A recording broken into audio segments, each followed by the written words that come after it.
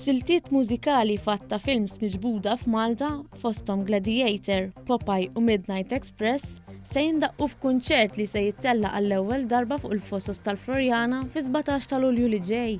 F'konferenza tal-aħbarijiet il-Ministru għat-Turiżmu Konrad Mizzi qal li l-kunċert bis-sem tal-Orkestra ta' BBC Radio 2 se jpaxxi l-widna ta' mijiet bil-mużika ta' wħud mill-aktar films importanti li nġibdu fl-istorja ċinematografika ta' Malta.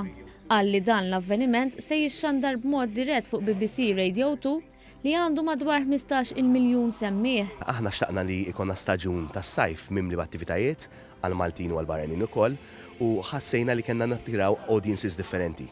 U fil-waqt li forsi ħafna drabi nifukaw fuq iż-żgħażagħ xtaqna nagħmlu xi ħaġa għall-familja kollha. Anthony Sherry, il-producer ta' BBC Radio 2, qal li l-orkestra se tkun magħmula minn 60 mużiċist u se jsiru wkoll bis-sem tal-attriċi ta' Game of Thrones Hannah Waddingham, Louise Dearman u Bradley Jaden. Well, Malta is a wonderful movie star in her own right.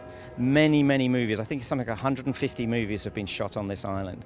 So when I started to research it and I found that Gladiator was shot here, Popeye was shot here, The Midnight Express was shot here, The Spy Who Loved Me, was shot here, I thought, well, this is obviously a movie concert, so we're going to do movie music. L-uffiċjal tal-MTA Lionel Gerada qal li dan l-avveniment se jkun segwit b'kunċert ieħor l-għada 18 ta' Lulju mill-eks kantant tal-Oasis Liam Gallagher. Nemmen li ħatkun lejl dimentikabli kemm għall-followers kollha tal-Oasis kif ukoll għall-pubbliku kollu li toġbu l-mużika speċjalment fil-ġen tar-rock. Il-pubbliku jista' jikseb il-biljetti għal dawn iż-żewġ avvenimenti b'xejn minn fuq is-sit ticketarena.com.mt.